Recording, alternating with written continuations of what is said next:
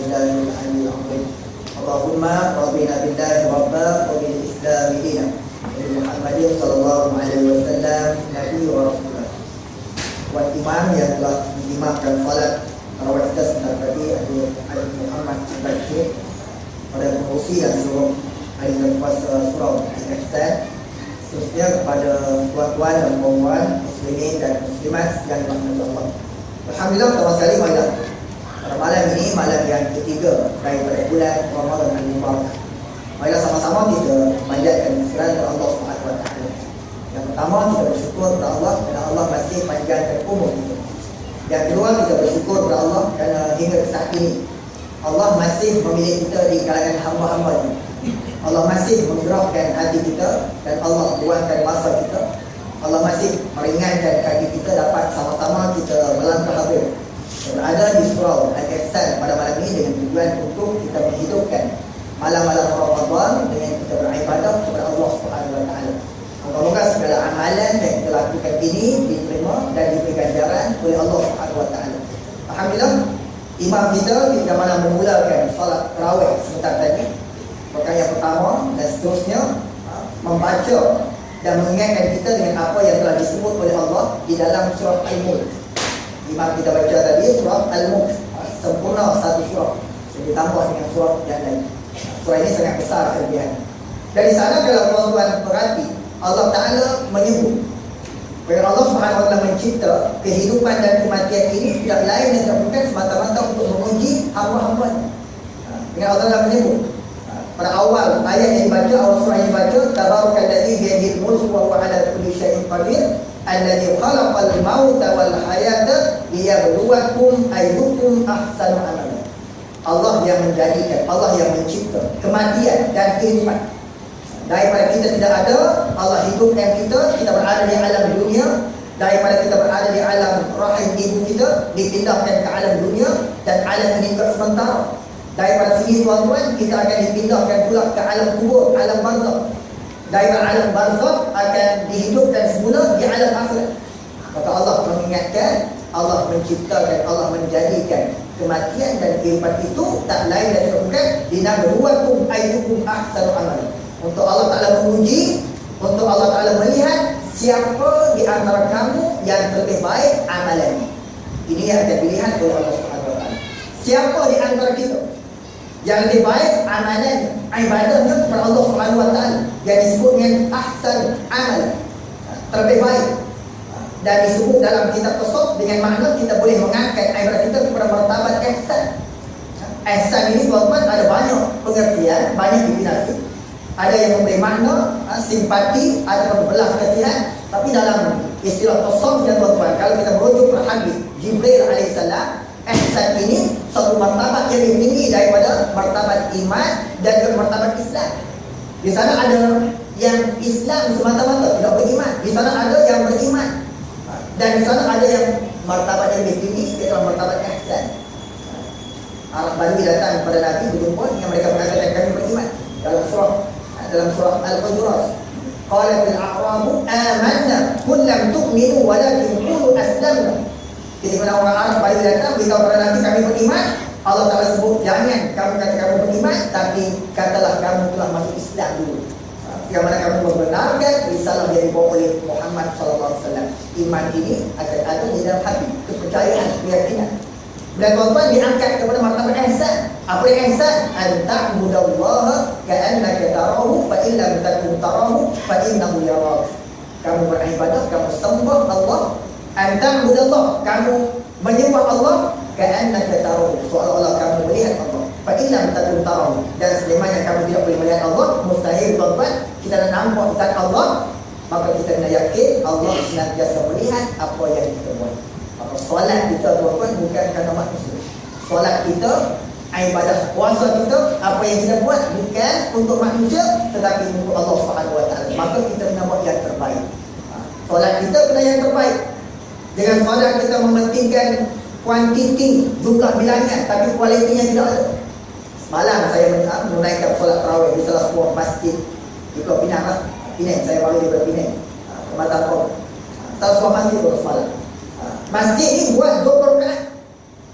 bacaan imam dia tuan-tuan terlalu laju cepat sehingga kita nak perhati ayat kisah yang disebut oleh Allah dalam Al-Quran. Kita nak ambil makna, nak perhati ayat tu orang tak sampai 20. Maksudnya lebih kurang masa kita solat 8 kali tuan-tuan, lebih kurang 10 poin. Hak 8 dengan 20 10 poin.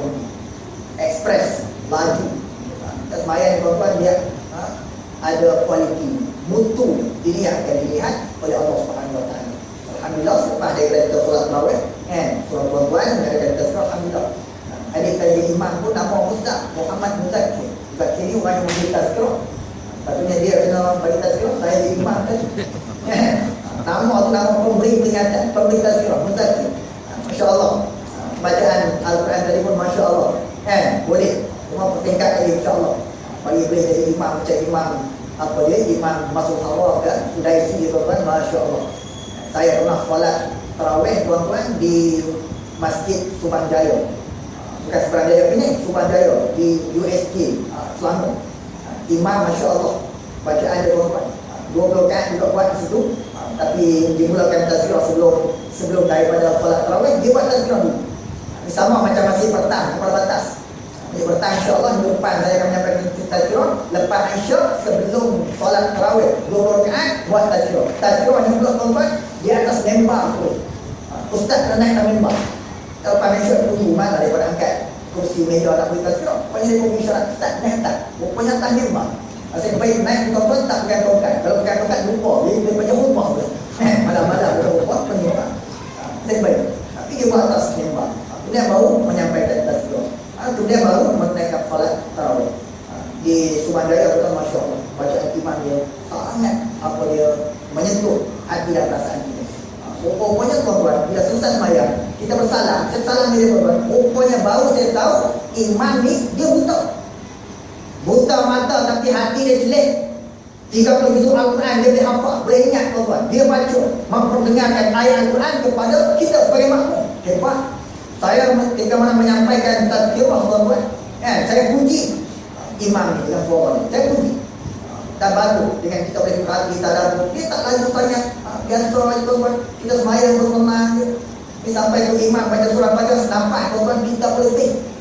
Nak ikut belakang. Tak ada yang kita ambil surah Fatihah dia dah rokok dah. Detik. Kita sembunyi tuan-tuan. Ni ada seorang apa dia al-jemaah tu bila selesai tazkirah dia keluar tuan-tuan salam ni sampai saya salam tu dia kata saya Ustaz tak beri tazkirah tadi pun sedap semangat bagi motivasi. Ustaz imam agak-agak berapa lagi Ustaz dia bawa tanya dia berapa lagi dia nak test macam imam hak buta ni. Saya kata saya tak boleh lagu pada ceramah pada beri tazkirah boleh tapi hari ni tidak suara saya tak sedap. Dia tanya lagi tak apa hati kalau Ustaz dia imam agak-agak berapa lagi dia tanya lagi dua saya kata saya boleh tinggal lagu je. Apa dia? Lagu mana? Lagu ni, lagu tu. Baik, lagu. Sejak apa tuan-tuan? Baik, yang saya nak sebut tuan-tuan, ingat, kita kena fokus dalam bulan Ramadan ni. Bila Allah Ta'ala beri pilihan, Allah pilih kita tuan-tuan, kita bertemu dengan Ramadan. Fokus 3 benda dalam bulan Ramadan. Poin saya 3 perkara. Yang pertama tuan-tuan, kita kena ingat, Ramadan ni dia diikat dengan yang pertama, Ramadan diikat dengan Syahrul Siyam. Pertama Ramadan diikat dengan bulan puasa. Bak tutup kita duduk kan, kita duduk sebut bulan puasa. Nak main bulan puasa. Ramadan dia tak sebut Ramadan, dia sebut bulan puasa. Ni seminggu lagi bulan puasa. Bulan puasa.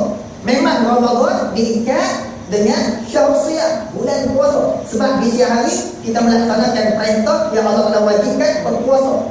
Maka tuan-tuan, puasa kita kena biar diterima oleh Allah. Jangan puasa kita sekadar tahan, tak makan, tak minum, tak jimat sehari tuan-tuan, tapi pahala tak diberi oleh Allah. Nabi beri peringatan banyak kali dah tuan-tuan. Bagaimana di sana ramai manusia berpuasa tak dapat apa-apa daripada ibadah puasa melainkan lapar dahaga. Kan min sha'imin laisa lahu min siyami illa al-ju' wal 'atash.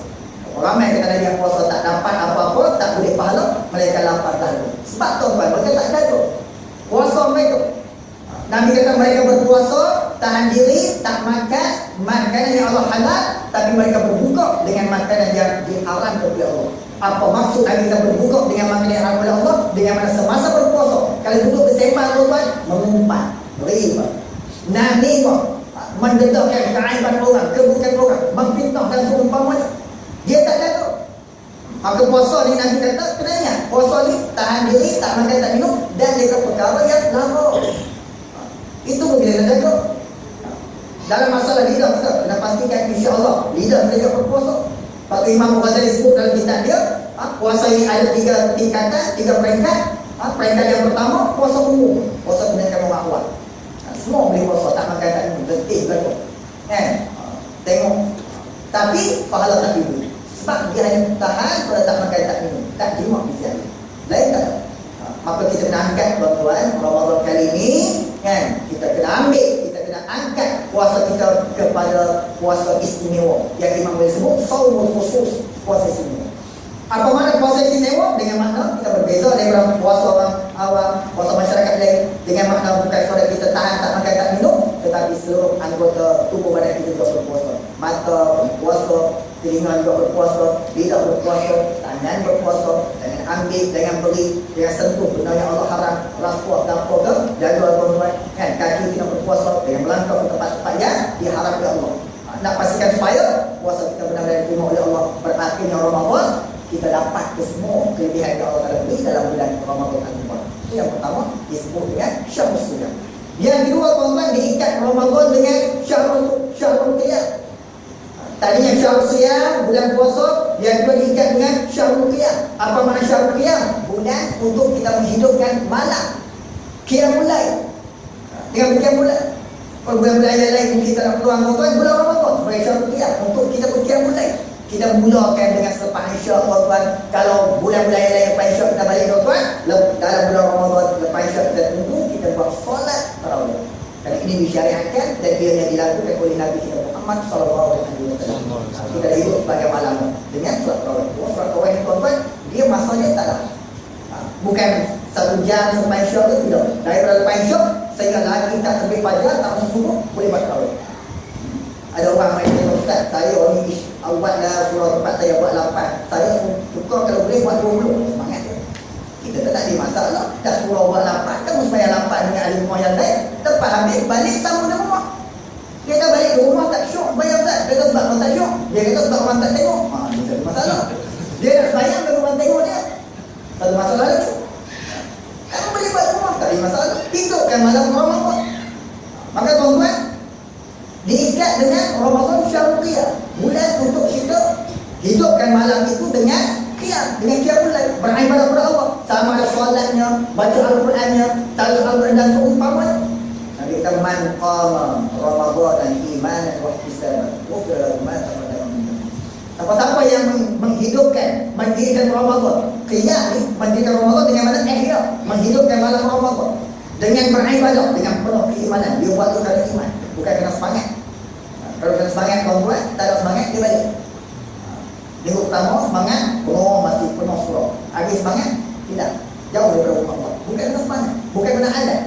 Tapi dia berqiyamul lail, hidupkan malam itu dengan keimanan kepada Allah. Dan dia nak ganjaran yang telah dijaga oleh Allah, pahala yang Allah telah beri. Nabi kata apa? Ghufira lahu ma taqaddama min dhanbi, dan saya diampunkan dosa-dosa yang telah dilakukan. Tuan-tuan, kita kena alhamdulillah. Bagi ada masa tambahan tak? Main bola, tuan-tuan ada masa tambahan, tadi kita tunggu tengok. Maka kita nak beribadah pun kan, bagilah ada masa tambahan sikit, sejam tambah. Ini tuan-tuan, nak cukup-cukup je, nak balik ke rumah, tak boleh. Allah telah pilih kita tuan-tuan. Dan siapa di antara kita, sebagai saya seperti man ahsan amal, siapa lebih baik amalannya. Siapa yang boleh istiqamah daripada malam pertama Ramadan sampai malam 30 Ramadan, siapa yang boleh istiqamah, tak lari daripada rumah Allah, daripada masjid Rasulullah, berapa orang yang akan menjadi manusia-manusia pilihan Allah. Allah ni tuan-tuan macam bola sepak tengah dunia lah, baru peringkat peringkat pemilihan, peringkat pusingan kelayakan tuan-tuan, semua kat mahu. Daripada pusingan kelayakan ni tuan-tuan, dia nak pergi ke sekolah akhir tuan-tuan. Nak ke sekolah akhir, nak masuk, nak lepas daripada malam 10 Ramadan nak naik ke atas tu, beladak tuan-tuan, mula makin kuat dah. Mana tak layak tuan-tuan, awal lah. Sampai 10 malam je, awal. Balik ambil tiket lah. Apa dia Sepanyol balik awal kan. Kita pun mungkin ada yang antara macam Sepanyol balik awal. Mana 10 malam dia. Dia di antara kan pasukan untuk apa dia, peringkat kelayakan dia. Nak naik malam ke-11 tu tak layak dah. Habis. Tinggal berkosong dia. Mula-mula tamu tuan-tuan, pusingan tamu tu Kita nak bagi tazkirah sampai lewat tu, bayar ni, budak-budak belakang. Lepas tu tuan-tuan dia mula tapis. Ayah ni tak layak, masuk suku akhir tuan-tuan, tinggal berpuasa, tinggal di puasa lagi. Alhamdulillah. Kemudian tuan-tuan daripada suku akhir tu, dia pergi ke malam 15 pertengahan Ramadan. Nak pergi ke 20 tu tuan-tuan, nak pergi ke separuh akhir, ni tinggal berpuasa pula. Nak tinggal 8 pasukan ke sana. Mula daripada 16 ke 8, daripada 16 sof nak kerja di 8 sof. Daripada 8 sof lah, nak baik ke separuh akhir tuan-tuan, tinggal 4 sof. Dah jadi tuan-tuan. Hak betul-betul boleh ke final tu, satu sof je. Satu sof. Imam bagi salam kita semangat. Assalamualaikum warahmatullahi wabarakatuh. Tapi jangan tahu. Nak kena pusing, tak bagi. Apa kalau dia buka mata tengok, nampaklah Tok Siok, nampak Tok Bilal, nampak ada Cik Ali pukulan rumah. Satu sof. Lain tak nak pun. Kalau malam minggu pertama Ramadan, imam semayang semangat bagi salam ke rumah tuan. Assalamualaikum warahmatullahi wabarakatuh. Tengok tu tak? Makmum tu. Makmum ramai. Banyak orang tuan-tuan. Malam pertama saya malam semayang ni tarawih. Bola mana tak tuan. Dah lupa dah. Baru tuan-tuan duk baca ayat dah. Kita ada imam tadi lupa rutin akhirnya. Ada satu kan baca ayat dah. Satu kata dua satu kan. Tak nakal bunyi. Lepas tu baru teringat. Ingat kau bangun balik. Semangat tu ramai orang. Jadi tuan-tuan kita boleh tengok. Kalau perlu masa tambahan, punya masa tambahan. Kita kena tunggu. Itu buat pada lari. Main bola tuan-tuan, kita tengok kalau masa tambahan. Baru tengok 15 minit. 15 minit baru tunggu ni. Mereka puluh dah tunggu. Kita berarti lawan pun. Malam ni tak tahu lagi tu. Jadi jaga. Bulan Ramadan tahun ni kita pergi betul. Yang mulai kan kiam bola. Yang mulai kan kiam bola. Mana kita nak dahulukan? Tak tahu lah tuan-tuan. Kalau nak kiam bola pun semua minat. Ustaz pun minat tuan-tuan. Itu yang dia sampai tahu. Tapi kan kita kena utamakan fokus kita ialah menghidupkan malam Ramadan dengan ibadah. Baik, itu saya sebut pun. Yang kedua diikat dengan Ramadan Syahrul. Yang ketiga terakhir tuan-tuan, Ramadan diikat dengan Syahrul Quran. Bulan Ramadan, bulan Al-Quran. Tuan-tuan jangan risaukan diri daripada Al-Quran. Al-Quran ni mukjizat Nabi kita. Al-Quran ni hebat. Kita betul-betul perhati, betul-betul memahami kan? Al-Quran hebat. Mukjizat Nabi. Mukjizat agung yang Allah Ta'ala kekalkan mukjizat Nabi Muhammad ni, Al-Quran ni tuan-tuan bersama-sama yang kita sampai kepada kiamat. Mukjizat Nabi-Nabi yang lain tuan-tuan tak kekal. Mukjizat Nabi-Nabi yang lain hilang bila matinya, meninggalnya Rasul tersebut. Nabi Allah Daud AS, mukjizat dia boleh melembukan besi. Nabi Daud ni ayat kepada Nabi Sulaiman, boleh melembukan besi. Dia pegang besi tuan-tuan, tangan dia boleh unik besi sebagaimana mamak boleh tepung buat kita naik. Ya tuan-tuan, ni Nabi Daud AS, dia boleh buat baju besi. Buat baju besi ni tuan-tuan bukan kena mesin ke apa masuknya. Dia unik. Dia yang membunuh Jalut, raja yang zalim, ketika mana Nabi Allah Daud bersama-sama dengan tentera Talut yang beriman. Dan di antara mukjizat Nabi Daud ini tuan-tuan, selain daripada dia boleh menemukan besi, Al-Quran, dan suara dia merdu. Suara dia sedap tu. Disebut dalam Qisasul Anbiya, kitab Qisasul Anbiya, Nabi Allah Daud kalau dia baca kitab Zabur, burung hak terbang pun boleh berhenti tuan-tuan. Cepat. Merdunya suara. Burung terbang berhenti. Khusyuk dengan suara Nabi Daud membaca kitab Zabur. Suara kita tuan-tuan menyanyi dalam bilik yang pagi-pagi, burung tengah tidur lari. Kau ada di sini kan? Lari. Tapi bila Nabi Daud meninggal, tapi anak dia sendiri Nabi Sulaiman tidak mewarisi mukjizat ayah dia Nabi Daud. Nabi Sulaiman serupa boleh memahami bahasa binatang. Itu mukjizat dia, boleh mengarahkan awan, boleh arahkan jin. Tapi bila Nabi Sulaiman mati, habis jin pun tak tunggu dah. Dia tak warisi kepada orang lain. Jin sanggup ikut perintah Nabi Sulaiman. Jadi di saat Nabi Sulaiman Allah Ta'ala wafatkan dia, ketika mana dia berada di atas singgahsana atas kursi tuan-tuan bertongkat, dia wafat dah. Nabi Sulaiman mati dah. Jin tak tahu, betul bekerja lagi. Dia kata jin ni tahu ilmu baik, bohong. Jin tak tahu. Sehingga apabila disebut dalam Al-Quran, anak-anak ataupun binatang kecil memakan tongkat Nabi Sulaiman tu, empuk patok, Nabi Sulaiman jatuh, bau jin sedar. Rupa-rupanya Sulaiman tidak. Yang selama ni mereka bekerja tu kerana takut pada Sulaiman. Itu arahan dia. Tapi Nabi Sulaiman wafat lagi. Mujizat Nabi Musa, ini lagi hebat. Dalam Al-Quran banyak didatangkan kisah Nabi Musa depannya Fir'aun. Mukjizat dia apa dia tuan-tuan? Tongkat dia. Tongkat yang digunakan untuk mengembala kambing, mengembala binatang. Tapi tongkat itu mukjizat yang Allah Taala beri kepada Nabi Musa. Di saat Nabi Musa nak menyeberangi laut merah tuan-tuan, masa dikejar oleh Fir'aun dan tentera dia. Cuba tengok. Sampai tepi laut, depan laut luas terbentang, laut merah tu. Sempadan di antara apa dia kita tengok, Mesir nak ke Jordan, nak ke Palestin, bumi Syam. Di belakang tuan-tuan tentera. Fir'aun sedang mengejar dengan tentera dia. Lalu tuan-tuan, Bani Israel kata, wahai Musa, kita nak lari ke mana? Ain dan Mawar, ke mana kita nak lari? Di belakang musuh, depan laut luas terbentang. Nak lari ke mana? Kalau berenang, confirm kita lemah, hilang. Macam hilang yang istinya di putih kosong tu. Tak boleh jumpa. Nak berenang laut merah. Kalau berenang, habis hilang. Yang istinya di kosong sampai hari ni, tak jumpa lagi. Apa yang lebih tu? Tak jumpa lagi. Guna apa pun tak tahu. Pakai dekat kebang tak jumpa. Tapi untuk batin orang asli bagi jawapan lagi mudah tuan. Simple untuk batin orang asli. Bila tanya kepada Tok Batin ni, sebab apa? NS dia tu kosong, hak hilang. Dah satu hari dah tak jumpa-jumpa. Duk cari sampai ke lautan Hindi pun tak jumpa. Tok Batin jawab mudah. Dia kata memang tak jumpa. Sebab dia kata hilang di atas, cari di bawah. Itu Batin orang asli. Dia dengar kita cerita kita kapal terbang NS dia kosong, terbang daripada KLA yang berlepas nak pergi China, hilang. Maka dia pergi hilang di atas. Lepas tu sibuk, kita cari ke bawah. Dia kata memang tak jumpa. Hilang di atas, cari ke bawah. Dia yang flying in the landing tawar. Apa lagi Tok Batin? Bagi dia. Nak cerita. Jadi tuan-tuan, mukjizat Nabi Musa, tongkat. Tongkat tu juga tuan-tuan. Dia belah, pukul pada laut, terbelah lautan. Orang tu. Bahan apa dia? Laut merah. Kalau tuan-tuan pergi ke Jordan, antara sepadan Jordan dengan Palestin, kan? Ada satu tempat yang kita di situ lah. Terbelahnya lautan. Yang Nabi Musa boleh menyeberangi daripada bumi Mesir di benua Afrika seberang Merah Syam, Jordan, Palestin. Nak masuk ke Palestin. Dikatakan di sebelah terbelahnya lautan. Tongkat juga tuan-tuan. Pukul pada batu, keluar air. Itu mukjizat. Ketika Bani Israel sesat di padang, tak ada air. Kata Musa, cuba doa kat Tuhan. Ini ampun Bani Israel. Doa pada Tuhan kamu, minta beri air.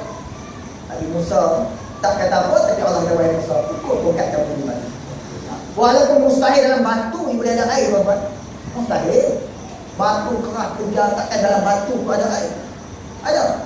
Cuba pukul di mana. Pukul ayah semua. Tak ada. Tapi bila Nabi Musa pukul tongkat di batu yang besar tuan-tuan, fan fajarat minhu isnata asyrata aina. Batu tu terpecah 12, mengeluarkan 12 mata air yang boleh diminum oleh Bani Israel. Tu masa berdepan dengan tukar-tukar sihir Fir'aun. Tukar sihir Fir'aun lempar tu tongkat pada tali-tali yang mereka jadi ular habis. Hak ular besar pun ada, ular sawah ke, kan? Anak kona ke tuan-tuan. Hak kecil jadi ular diri. Semua orang tengok takut. Hebat tukar-tukar sihir Fir'aun.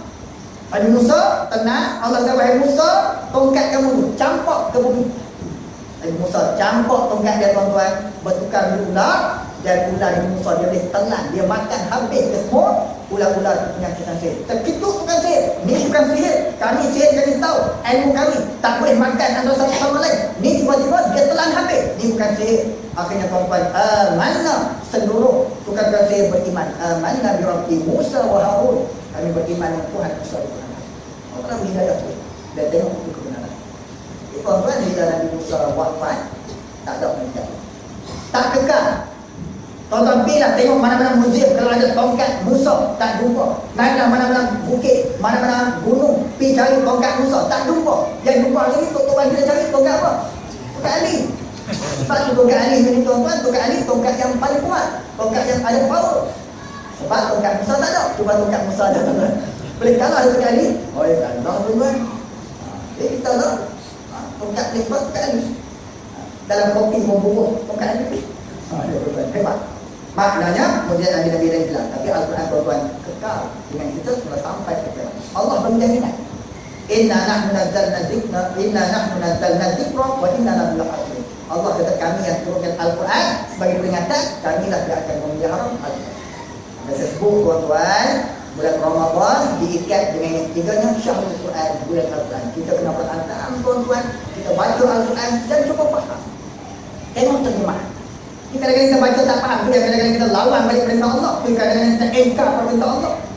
Kita mempertikaikan apa yang telah disyariatkan oleh Allah sebab tak faham. Kalau kita faham tuan-tuan, kita rasa takut, gerun tuan-tuan dengan peringatan-peringatan yang telah diberi oleh Allah. Apatah lagi apabila kita akan dibicarakan daripada Allah SWT di ayat ke-8. Angkuh tara mana kamu wahai manusia, hebat tara mana pun kamu wahai manusia, suatu hari nanti aku panggil balik mereka. Dan kaki kamu takkan berganjak daripada pada mahsyar, mereka kamu akan disoal dengan 4 perkara. Kamu raja ke, kamu siapa sekalipun, ada dunia ni kamu angkuh, kamu sombong yang kita Allah. Tapi dia ayat kira-kira berbuat Allah dan lan tazala qadama 'abdin yawmal qiyamah hatta yus'al an arba'a perkara. Tak boleh berganjak, tak boleh lari, tak boleh mengelak kaki anak Adam tetap di pada mahsyar, mereka dia akan disoal dengan 4 perkara. Kalau kita baca Quran, dia kita faham, baru kita rasa takut dengan peringatan Allah. Saya harap tuan-tuan, harap kita di surah Ihsan, nama surah pun sudah ada, surah Ihsan, buat yang terbaik insyaAllah. Harap kita boleh berfaedah insyaAllah sampai kepada terakhir, malam terakhir Ramadan insyaAllah. Jangan kita hilang apa dia, di pusingan kelihatkan aurat kita tuan-tuan. Jangan sampai kita terkeluar di suku akhir daripada Ramadan. Jangan sampai kita termasuk orang yang terkeluar di separuh akhir Ramadan, kan? Tapi insyaAllah kita boleh pergi ke final untuk kita mendapat apa dia, Allah akan membebaskan kita daripada azab Allah Subhanahu wa taala.